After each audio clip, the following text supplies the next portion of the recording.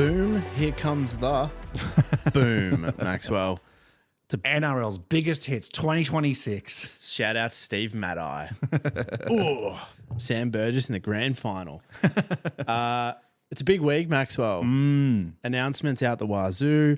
Bit on. Huge new music that's dropped in the last week or so. How are you? Listen to this forward sell. Welcome to 78 Amp. I'm Max. That's Sam. We're here to tell you all about news, music, reviews, and interviews that you need to hear about. That's really good. I would have choked up on my words then. That's quite impressive. No, it's a huge week. We've got a lot to talk about. It's a big show. But yeah, it certainly is. You're not wrong. But first, that's why I was asking, like, how are you? I'm good, thanks, man. I'm pretty good. We've already had a busy weekend of recording interviews and stuff like that. More of which you'll find out very shortly. You guys should be excited. By the time you listen to this, our interview with Matt from Citizen would have dropped. Yes, that is already live. So go one episode back and have a little listen. All about Halcyon Blues. And shout out to the South American fans. Shout out to the South American fans. Come to Brazil. And hello, everyone listening from all around the world. Love you lots. Let's dive into something new, Max. Let's do it. Before we do, actually, I just want to do one quick shout out, actually. Sure. To a Brizzy-based movement idea called Go to a Gig. It's a live music club, and it's quite cool. I think they're organising like for people who don't have, necessarily might not have mates or family or friends to go to music with, that they want to go to live music. They're organising, they'll pick a gig like once a month or once every 6 weeks or something like that, and just be like, hey, everyone should come along and go to these gigs. Quite cool. Shout them out if you're in Brizzy and you don't like going to music solo. I do. I'm quite a fan sometimes. Like, I love going with mates, but I also don't mind going by myself. But if that's not you, have a look at Go to a Gig. Quite cool. I think their next gig they've got coming up is Dizzy Days, a band that's well worth a view. So yeah, go check them out. They're going for like smaller and independent artists so that they can keep the costs relatively low and accessible. And yeah, rate that highly. Yeah. And also, go to a gig alone. Don't be scared. Yeah. Also, don't be scared of going to gigs alone.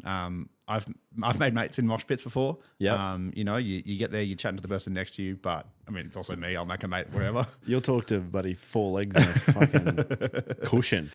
Anyway, Maxwell, let's dive into something new because there's been a lot happening. There certainly has. There's been plenty of songs on my playlist this week. So I think let's start with a song from the band The Boys. Like water marker boys. Oh, B-U-O-U. Oh, B-U-O? B-U-O-Y-S. Wow. Buoys. Buoys if you are American and speak badly. Hey, buoys. So this song is called Welcome to My Brain.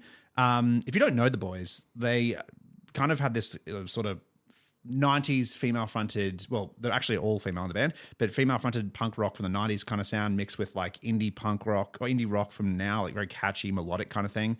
And they're out of Sydney, and the last few album drops they've had, there have been like 3 or 4 songs in each record where I'm like, this is just burrowing its way into my brain with like really catchy melody. And so far the new single has been the same. This is the Welcome to My Brain. And yeah, just kind of think in that area with mega hooky melodies.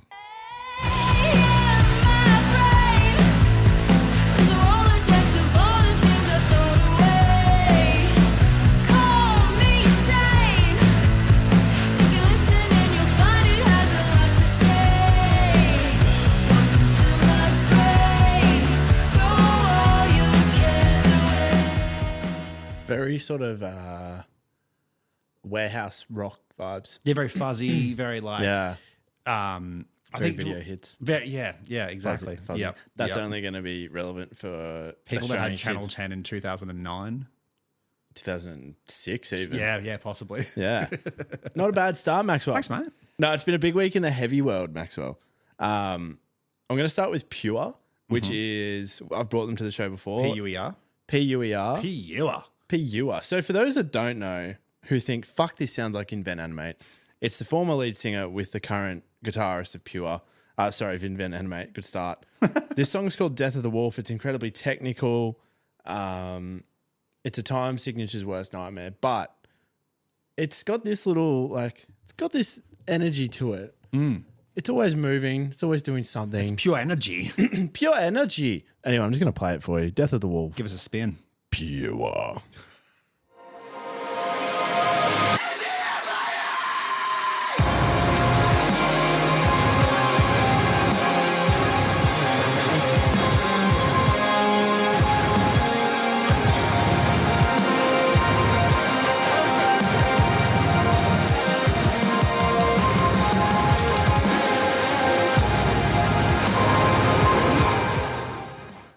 I could figure out the time signature if I could be bothered, but I can't be. It's all 4/4, baby. Well, yeah, that's just an One, annoying 2. coming in on the.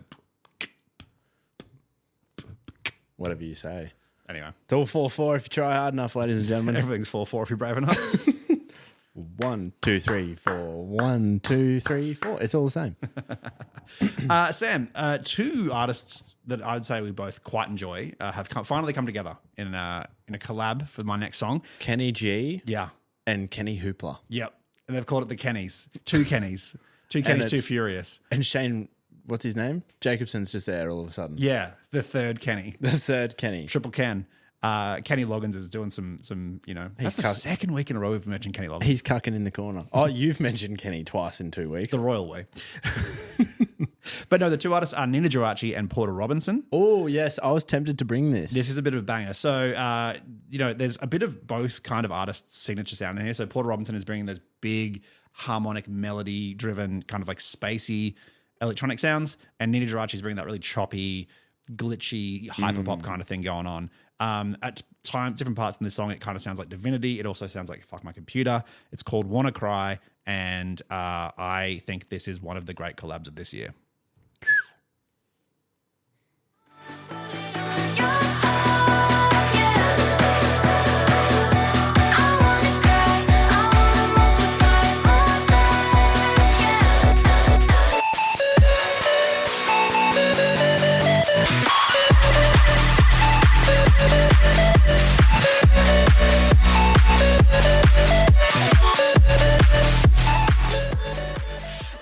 Yeah, the glitchy's so cool. Yeah. The fake drop always shits me though. Got to keep you on your toes, mate. You can't be like I'm just that jumping in. stepdad like, let's go, kids. Oh, no. Oh, no, they hit the second tower. A second drop has hit the tower. The second drop has hit the tower. Oh, no, it's a Summer's brother. Anyway. That's how I've been raving. Oh, not to be confused with Osama bin Laden. Well, not anymore. No. So I've been sleeping with the fishes these days. Has he? I don't know. Yeah, they dumped his body at sea. Oh. Yeah, so that it couldn't become like a shrine. Yeah. People. Yeah. This song's called Cut It. It was produced by Jordan Fish, and then they had it mastered by Buster Oderholm Of Sweden fame. of Swedish fame. Yes. He's obviously the drummer in Throne. He's produced albums for Varials off the top of my head. But he is the atomic bomb sound that you've got in metal at the moment. And then you've got Jordan Fish, who obviously sort of helped skyrocket bring me into what they are today. So Northlane have gone big on the glitchiness. They've gone big on the dancey stuff. It's as experimental as they've ever sounded, but it's also as heavy as they've ever sounded. Okay. So this is like the Laserfield breakdown. The laser field. Mew, mew, mew, mew. North Laser or Laser Lane. Which one's better? Neither were great, I'll be honest. But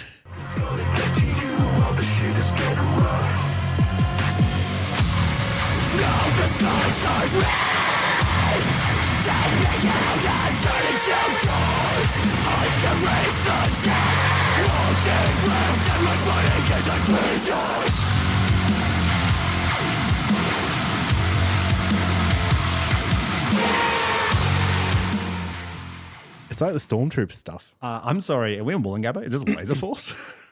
Mum was taking me to a Laser Force party when I was about 12. Yeah. And my mum, not the most confident driver outside of, the 3 or 4 surrounding suburbs of where they live. And we were, for those that don't know, if you don't turn off in the right street where Laser Force is, you'll end up A long way away. north of Brisbane. Yeah. Because you'll get in a tunnel and you can't turn around. Anyway, Mum got stressed and accidentally missed the turn to go under the overpass. Yeah. We went into the tunnel. Yeah.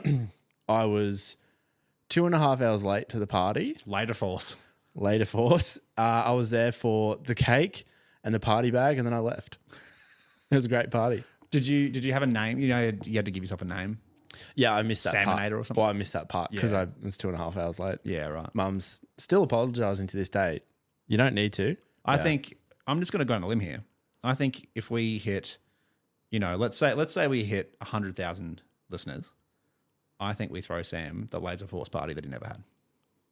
with like, yeah, that'd be sick. A Laser Force party, Laser Force live party. bands, arcade tokens for everyone. Don't hate it. I don't hate it at all. I think if we hit 100,000 followers, let's chat to Laser Force. I think there's a Sam Alton party in there. A Laser Force party. Yeah, we can pretend it's your birthday, even if it's not. It won't even be public. It'll just be us and our friends. Yeah, I think that's a good. We'll be in our mid-30s by that stage, probably. Yeah, we'll be right. My last song of the big three, Sam, is from a band called Pamela. They're actually a duo out of Sydney. Pam and Ella. Exactly. Are they actually? No. That makes so much sense. They are not.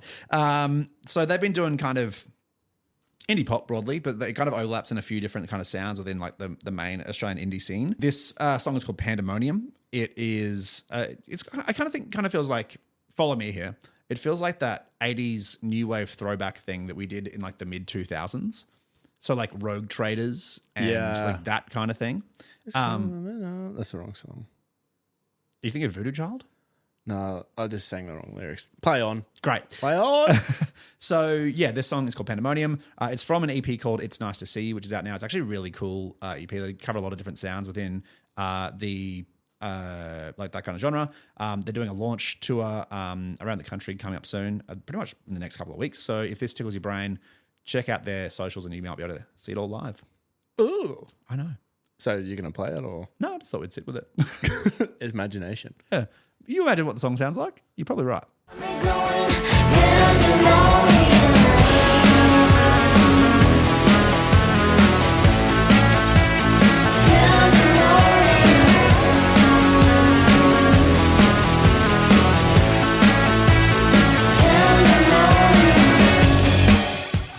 It's like Scott Pilgrim meets the Digimon movie. Okay, yeah, I can see that. So while that song was playing, I said, Digivolve too. Oh, that's what you were saying. Yeah. I was trying to do like the Power Rangers thing as well, but it wasn't. Yeah, no, I got you. Fair enough. Power Rangers Dino Force. On gang signs and shit. Bloods. Maxwell, my next song, friends of the show. I'm going to fix my hair first. Please do. I'm going to just talk while we I do wasn't it. going to say anything, but good God. Friends of the show. You should get down to just cuts. Citizen Maxwell dropped arguably in what is going to be one of my albums of the year, Halcyon Blues. And this is my favorite song on the album. It's called Either Way. It was a standout from first listen, and it's classic Citizen youth era with their atmospheric rock with the new wave sort of Brit pop or Brit rock influenced sound. It's a perfect middle ground. This song has been on repeat for, I reckon I've played it 50 times in the last week. It's a lot of times. Lot. I know how many times do we have to be? Do we have to be hurt? Do we have to be?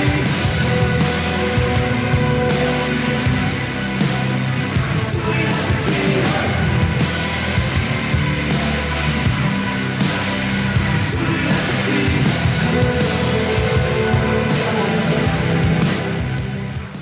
Add that to the canon of snares made of former shipping containers. It's a big, juicy snare. Yeah. I love it. Yeah. That was probably more of like a tom. That, yeah, you gave us, yeah, it didn't have much snare to it, but that's okay. What noise does a snare make? That was so good. Thank you. So where on the spectrum is your autism? In the drums. So what's a hi-hat sound like? That's really good. Have you ever tried beatboxing? Yeah. That's more of a dancey beat, but anyway. That gave me the ick. Time for a bit of news, though, Sam. After some heaters, some unqualified heaters. Time for some news. Well, you should get a Sparky to check those unqualified heaters. Yeah. Oh, mate. Test and tag. Yeah. Cotton, you're on it. Yeah. G'day, Benny boy. He still messages us. Oh, he slides into the DM there. Loves a slide in. Yeah. Yeah. You I naughty love slide little in. wench. Maxwell, the Madden brothers of Good Of Charlotte. football fame. Yeah, the video games are named after them. Wow. And the football. No, the good Charlotte Madden brothers are yes. facing backlash because they have pretty much gotten rid of a lot of American music journalist staff. There's been quite a few redundancies across 4 main publications. Let me see if I can get these off the top of my head. Alternative Press, Yep. Revolver, Brooklyn Vegan, and Goldmine. Yes. Cha-chang. Fuck yeah. Cha-ching. For most people at home, it's cha-ching. No. It's cha-chang. Cha-chung. Cha-cha. But anyway, yeah, so they're a company that they started, which is also now largely owned by Live Nation, has made a lot of the staff of those publications redundant, which is a huge blow to especially alternative music journalism. Yes. Yeah, so there's a lot of information going around, and we're not pretending to be the source of truth. We don't know. We're just looking at what we're seeing. But essentially, they have gotten rid of most staff from Revolver Mag, Brooklyn Vegan, and Alt Press.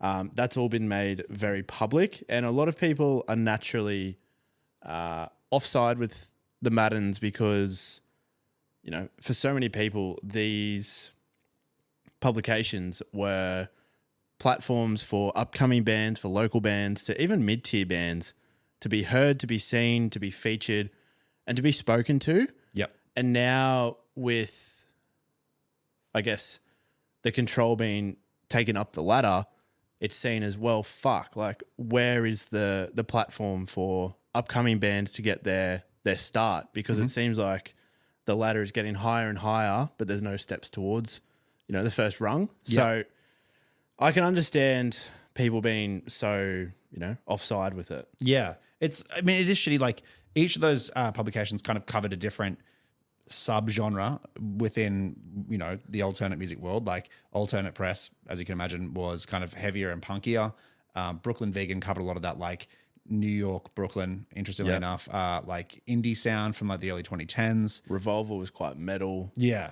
So there was like a lot of different artists in a lot of different genres that kind of, maybe not, you know, not every artist made it out, but like to get some coverage in those publications kind of gave you some authenticity, some like breadth from music journalists who kind of knew what they were talking about. Yeah. To say like, hey, this is good or it's bad or it's whatever. But it's both exposure and also criticism that is important in music.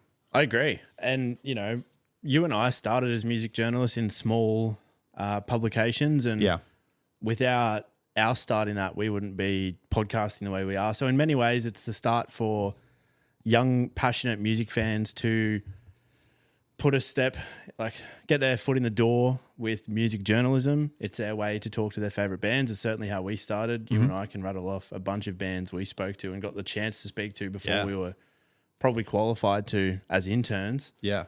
And you think back, even in Australia, magazines like Blunt, like kids, for me, like teenage me, used to buy that, like buy the monthly editions and put the posters all over my wall. Oh, absolutely. You'd read all these interviews with bands. You're like, oh my God, I know this band. Or you'd go, I don't know this band, but they seem funny.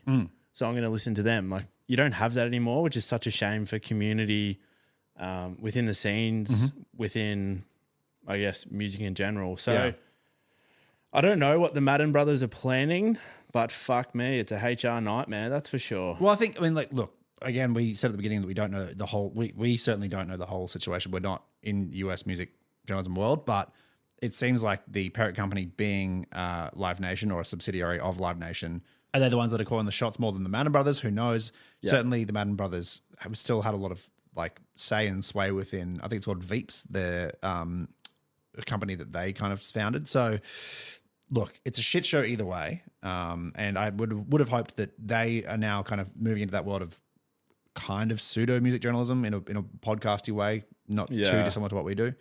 They can still catch up. They've still got some quality work to do. But I think that's the other thing, not to cut you off. But, you know, Joel has a very successful podcast now. And it's like, to his credit, it's a good podcast. Like, I listened to the Jacob Charlton from Thornhill episode and it was really good. He relates to artists in a really approachable way that doesn't make you feel offside as a listener, even though you're not in the music world. And it's like, it's a genuinely enjoyable listen. But I think the worry is, okay, you've got that, you're in Good Charlotte, now you're controlling all these major media outlets. There needs to be more diversity in the tone of voice. Yep. Not everything like gatekeeping and having power sit with a couple of people is always problematic. Yeah. It's look, it's disappointing. If you are a listener and you want to support music journalism, please go. We like shoot us some DMs. We'll shoot you the names of some music journalists that we listen to or read or get information from that we think you should support. But yeah, there are lots of people who deserve the recognition and the support. And I hope that the people that go made redundant kind of do their own independent stuff. I completely agree. I think even just rattling off the top of my head, I'm sure you could agree, but friends of ours through to industry that do great jobs. Like you've got Breaking Through, you've got Live at the Gig. Yep. You've got our boy Lucas at Livewire. Yep. I mean, Derek G's live streams are part journalism, part criticism, part just hanging out with your mates. Like Derek G, I've never seen someone like you two talking was the most insane thing I've ever. I was just leaning in. I couldn't hear a fucking thing. I was just like, yep. I can't hear, but they're having a good time. But there's so many cool people doing music media. And we're certainly grateful for the support they've given us, for the support you've given us as well, listening. But, you're always going to need many voices to hit every sort of pocket of the music industry. 100%. Let's get to some festivals, Maxwell. Something a little less sour. Yeah, we haven't even gotten to good things yet. I know. We're really making them wait for it. Two quick other festival updates from around Australia. So BTV Beyond the Valley, that's a good little... Just a little ear pop. Yeah. BTV Beyond the Valley, they sold out entirely in their pre-sale phase. And that's caused a bit of consternation, a bit of controversy from people who are like, wait, I didn't even get a pre-sale code. I was waiting till the general on sale and now I cannot get tickets. It's a bit fucked. It's a wild move. So I don't know how it works internationally. So for our international listeners, let us know how these pre-sales work. But in Australia, essentially there is 8,000 tickets to a show, let's say as an example. Yep. Pre-sale might be the first 2,000, 3,000 at a stretch. And then general public is the remaining tickets. It's first in, best dressed. Yep. And that's how it's always been. Yep. Pre-sale is the first limited run that, is advantageous if you're a member of the fan clubs or if you're a member of the sponsor's newsletter or some shit. Yeah. That's wild. I'd be so pissed. If they hadn't told me, I'd definitely be pissed. I'm not sure. I wasn't on a pre-sale mailing list for BTV. So Did they say pre-sale would open up the whole... See, I'm not sure. Because if you communicate that, like pre-sale ticket numbers, like you're not guaranteed a ticket unless you go pre-sale. Yeah. Look, I'll do a quick live fact check. I don't think it hasn't. I can't find anything that specifically said that people were told ahead of time that pre-sale could go through to all the full ticket sale. Yeah, that'd piss me off. But there were two different pre-sale offerings, and yeah, it just never went to the general sale. Everyone who didn't get one was kind of directed to the Tixel resale waitlist. No, that's cooked.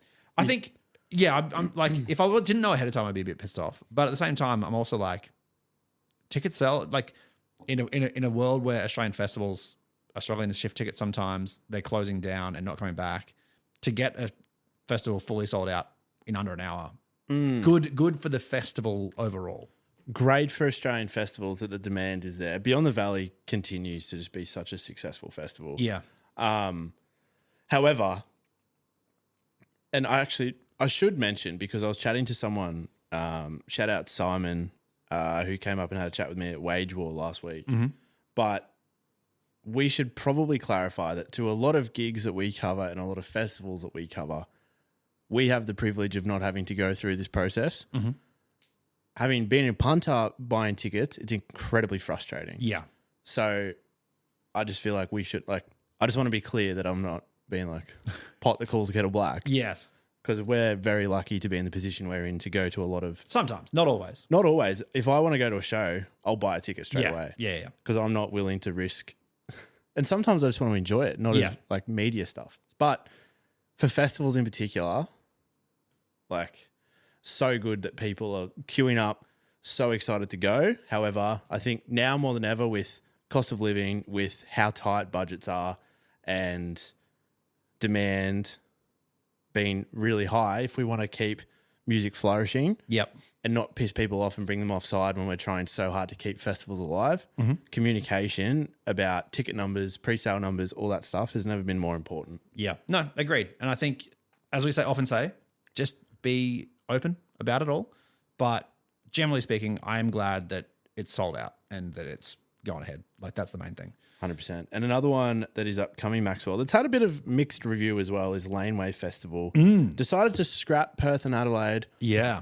and then change the Queensland location. Yes. Change back to the Queensland location. So last year, God. and pretty much for a very, very long time, it was at the RNA Showgrounds here in Brisbane. Then this year it shifted to Southport Sharks down to the Gold Coast. There was some interesting entry and exit setups for people who had accessibility problems were not having a good time. It was a bit shit. It was a bit shite in terms of, ingress and egress, but the blockages of stages, being like, you can't see these headliners. You're like, brother, what? Yeah, it wasn't the cleanest setup. And for our listeners, Max and I both bought tickets to that festival. Yeah, that wasn't a freebie. We were there as punters. Yes. Talent was great. Logistics, fucking nightmare. Yeah, it was a bit shite. But they're moving back in Brisbane, they're moving back to the RNA Showgrounds, which is a huge win. I think I'm going to say something interesting here. RNA Showgrounds is getting renovated sometime in the next few years for the Olympics. So this is probably going to be short-lived until they can find another solution somewhere, hopefully in Brisbane, at least selfishly in Brisbane. Yeah. And the cutting of Adelaide and Perth, look, logistically, it unfortunately makes sense, but it's still shit. I am so sick of festivals being like, we're scrapping cities so we can make the festival bigger and better than ever. I'm like, let's just address it as a cost-saving initiative from you guys. And you've cut the two, let's be real, smaller markets to save money to put into the other three. It sucks for Adelaide and Perth fans, obviously. But I hate it when festivals are like, we're going to bring it back bigger and better than ever. I'm like, that's what you say if you cancel an entire festival run. Yeah. If you're doing 3 on the East Coast and you cut Central and Western Australian venues out of it, Yeah. like, let's just address the elephant in the room. I mean, yes, but at the same time, like, if the difference is, hey, we cut these 2 shows and we can put together, like, I don't envy being in Laneway's position where they've had Charlie XCX on her Brat tour, then they've had Chapel Roan off the back of Rise and Fall of a Midwest Princess, Pink Panther-esque, Pink on the come up, Panther-esque, role model song, not Somber, sorry, he was at Spilt Milk. The Dare, like The Dare. big names. And then Olivia Dean the year before as well on Laneway, like big names that there's like an expectation that this next lineup has to be as good, if not better, to build on it. That costs money. And especially this year when we've seen massive costs in fuel and in transport and logistics and cost of living through the roof. Like, I can unfortunately understand it from an economic point of view. Yeah. But it's still shit. Like, sorry Perth, sorry Adelaide. It's still shit. It is still shit. Yeah.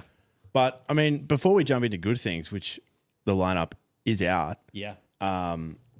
we should do a little bit of a prediction because there's a lot to be said about the Laneway lineup coming. So who are we feeling for the Laneway lineup? Well, I know that you've heard a lot of whispers about one particular artist, so I'll let you run on that. I've heard a lot of noise about Hayley Williams Okay. from sources everywhere, really. And, I mean, she's due for an Australian tour. I'd love to see it. That album's a banger. Tate McRae, maybe? Potentially. She's definitely fits into that, the pop girly thing that Laneway's been doing the last little while. I could see that. I think I wouldn't be surprised at someone like a Confidence Man.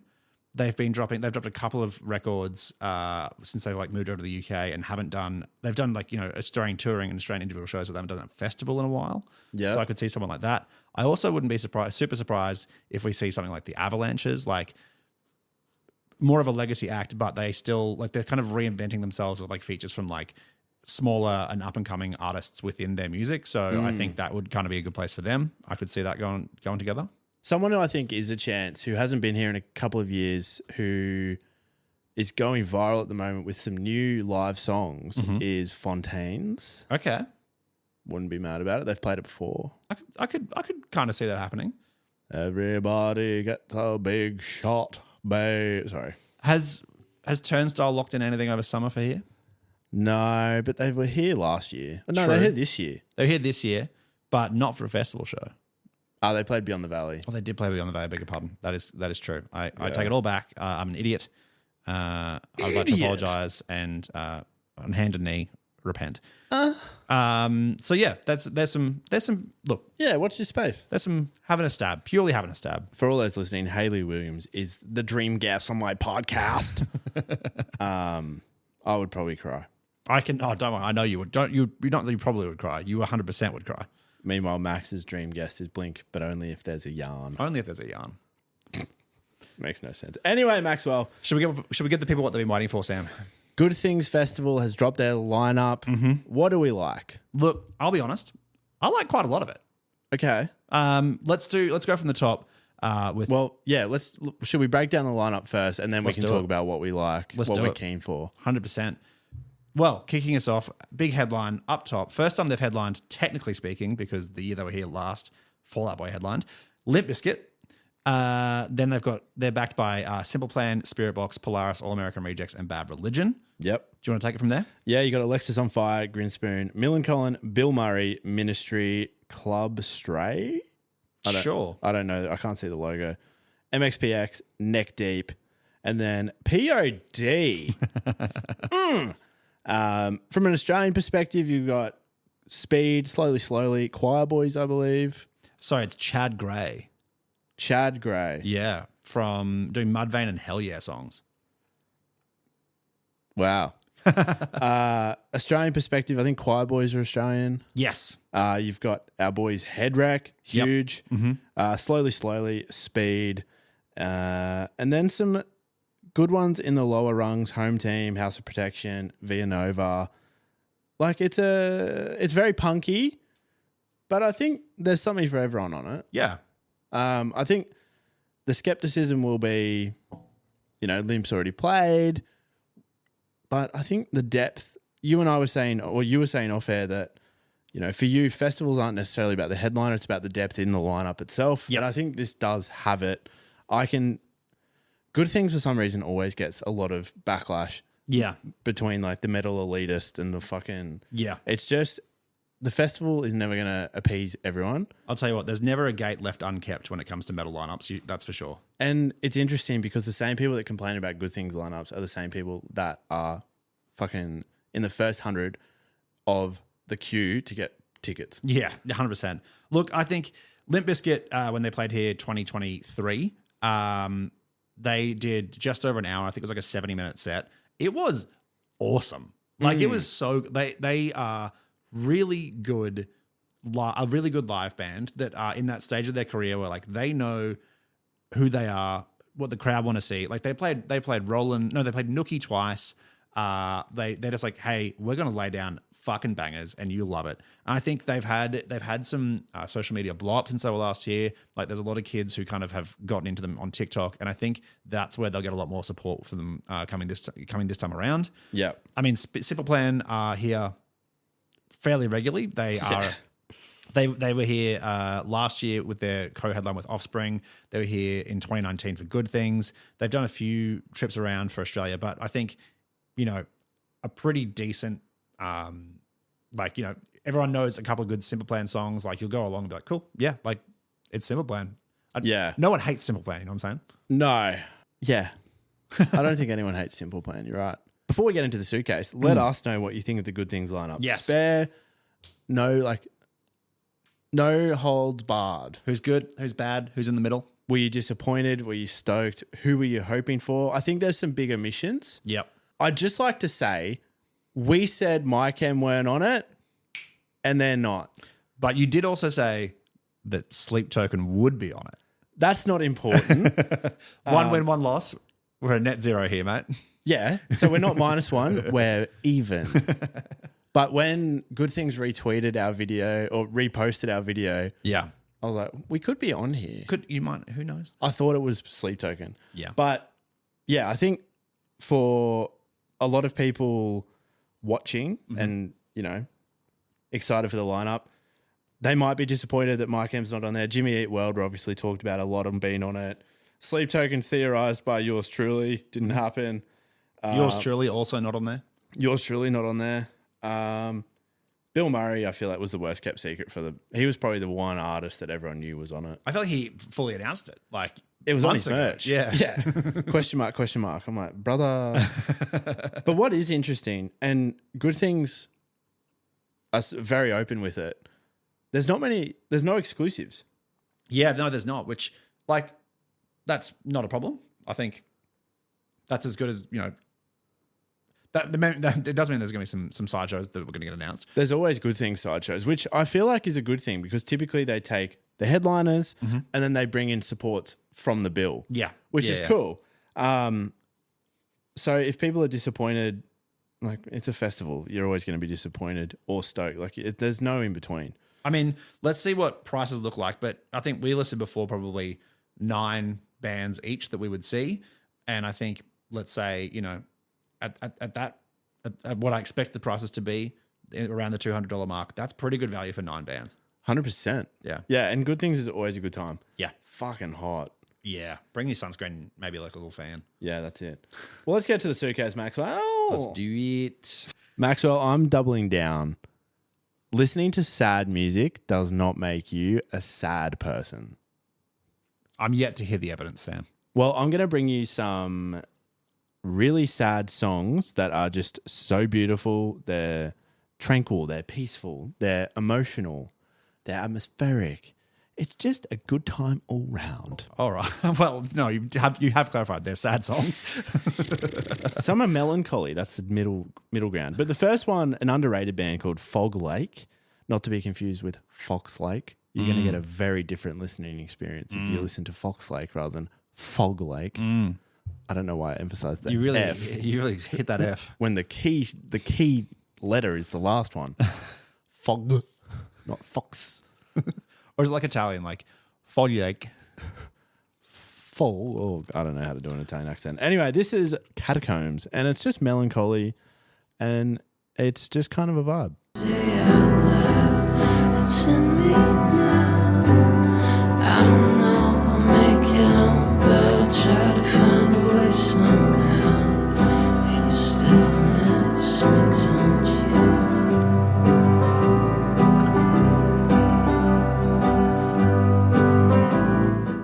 Beautiful though. It sounds like another song, and I can't picture it.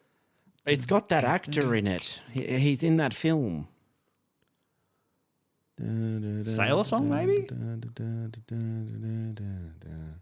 Maybe. Like if you took Sailor song and recorded it really poorly, Kiss me on the mouth and love me like a sailor. but like that very like, clink, clink, Yeah. clink, yeah. Yeah, it's the same rhythm. But it's rhythm and timbre and yeah. yeah. Anyway, the next song, Charlie Adams, underrated female artist. She is she lives in New York now. I brought her to the show very early days. This song is called 10th Avenue. It's like yearning, longful. It's very pretty. She's got one of the coolest voices I've ever heard. Just like this shakiness to it, but there's so much control. I'm just gonna play it. Spin me.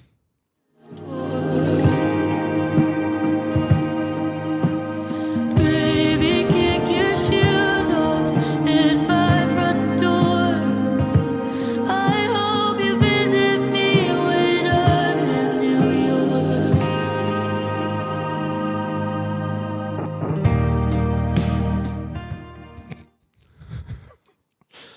But like just very, very nice, very calming. Next one, Maxwell, should be no surprise to our emo listeners. This is from Turnover's famous album, Peripheral Vision. This is Dizzy on the Come Down. It's an anthem. When you said emo, I was really hoping for like Never Been, no, My First Kiss by 303, like that real like. And Twist. Was it Kesha? Was it Kesha or was it Katy Perry? I can't remember. No, it was Kesha because Katy Perry was the other one. Which was Um, like Starstruck? Maybe? Yeah, everyone forgets which one's which, but they Yeah. know Kesha and Katy Perry won them. Yeah. Punk Bitch, underrated 303 song. Punk Bitch. So good. Now to the sad songs. Ask you, would you come here and spin with me? I've been dying to get you dizzy. Find a way up into your head, so I can make you feel like new again. Would you come? Not that sad. I'd like to send that to the bunker. I don't know if that falls into sad song, Sam. It's a sad anthem. Pretty upbeat. Would you come here and spin with me? I'm dying to get you dizzy. Yeah, but Pumped Up Kicks isn't a sad song, is it? Second last one, Pine Grove. Fuck me. Underrated folk band. Your favorite artist, I would say. Wyatt Flores. Other artists that we talked to. Friends of the show. Friends of the show that you don't know yet. It's crazy how every band we've interviewed that we haven't published the episodes yet have all said they love Pine Grove. Don't fact check us on those when they come back around. No, I didn't say that. This song is called Alcove. It's about a breakup. It's from their album Marigold, which is underrated. It's not the Need To album, but yeah, fuck me. I'll go to the west, where my family is, where Emily is not. Bit sad. This is Anchor by Novo Amore. It's not. It's Amore. Not the Frank Sinatra version. It's also that's not a Frank Sinatra song. Have some more. It's a Dean Martin song. Yeah, Frank's brother. Frank Martin's brother, Dean. Frank Martin. Yes. And I hear a ship is coming in. Your tears are sea for me to swim. And I hear a storm is coming in. Sad as fuck. Also needs to tighten his guitar strings a little bit. Bit jangly, motherfucker. I'm hearing some gah on there. Well, Sam, let's get ourselves out of this fucking funk and get ourselves into some funk. I hate funk music. It's not funk music, Sam. It is dance music, though. At the end of last week's episode, we talked a little about the presets. And Little we kind of bit. went a little. We started down this little line of like how dance music in Australia in the sort of 2010s through 2000 to the early 2010s was just like banger central. That video is still coming for those on the socials. Great. Well, don't worry Great. because these are podcast listeners. They've already heard it. That's fine. Yeah, they have. So Sorry. Talking to the wrong people. You guys are the OGs. yeah, exactly.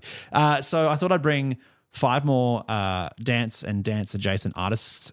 I don't know why I hit the S so hard, that one, from Australia around that time, and just reflect on how good Australian dance music was for that hot minute. It still is. I want to clarify. Australia still exports punches way over when it comes to dance music. So this isn't like some kind of like longing for a time gone by, but these are bangers. I long for time gone by. Sam, this one, you talked about Pendulum last week, but I'm not bringing Pendulum. Instead, I'm bringing Internet Friends by Knife Party, which was their side project. It was a bit more dubsteppy, a bit less D&B, but it was still very much, like the song was massive in 2012. Listening back, there are a few aged references, like the phrase, you blocked me on Facebook. Who uses Facebook anymore? But this song, as a song, still slaps. Blocked me on Facebook, and now you're going to die.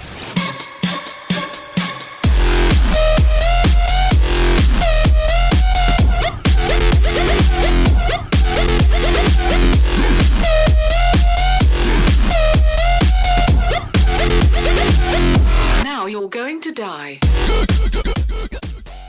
That's a banger. It is banger. Oh, huge banger. Next one, Sam, is from a band called Miami Horror. I think these guys sort of always kind of verged on like indie pop and kind of that weird space between like electronic indie pop and dance music, and that's what they did. They did both really well, which meant they were on like heaps and heaps of festival lineups. Very fun, summery sounding hits, but the lyrics are always like a little bit melancholy, which I think like makes them just work so well. It's a bueno combination, you know. Is this a heater? This is like it's both a heater. Like think you could see this at the dance stage at Big Day Out, but also then like I think you could hear this like later night, like a little bit sad times as well. Oh, Works at both. So maybe I'll have to put the hood on instead. We'll put both on, Sam. Who No, knows? I'll do a mixture. Sometimes when all that's lost remains, straight from the fire of youth, never age again. Sometimes we jump across to every cloud, fly away, get lost, and never be found.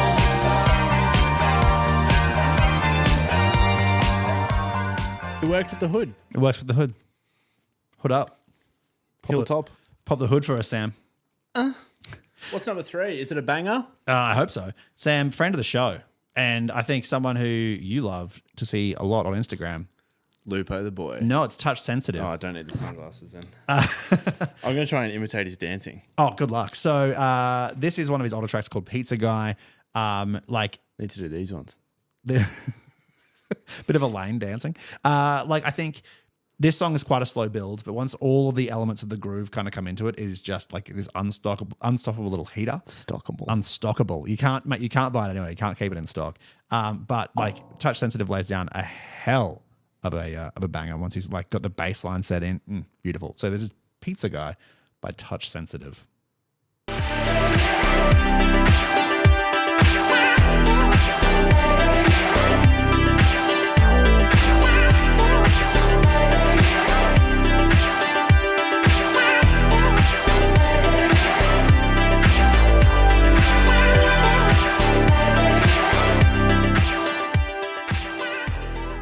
That is a fat bass. It's a fucking funky ass little bass line. It's a chungus bass.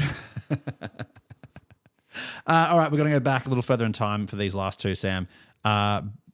Think presets era. Glasses on. I think glasses on.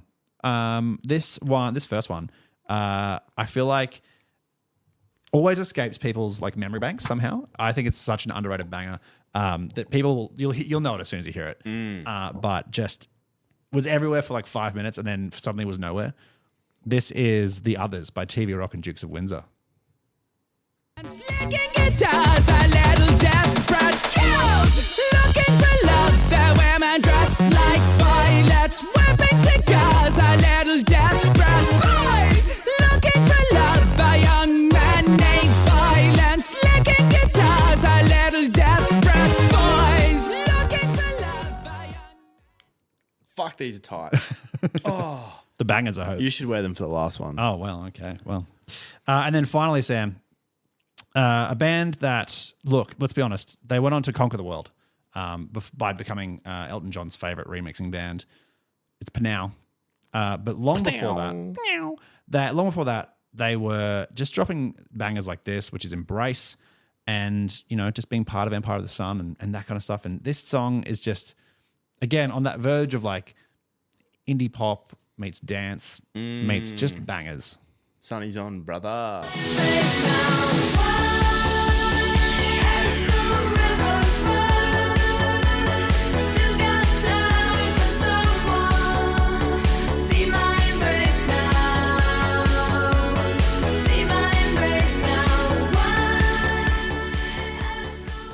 You look like an alien. Let's not forget, just to run it back to last week, I'm going to add a bonus. Adding a boner, Sam.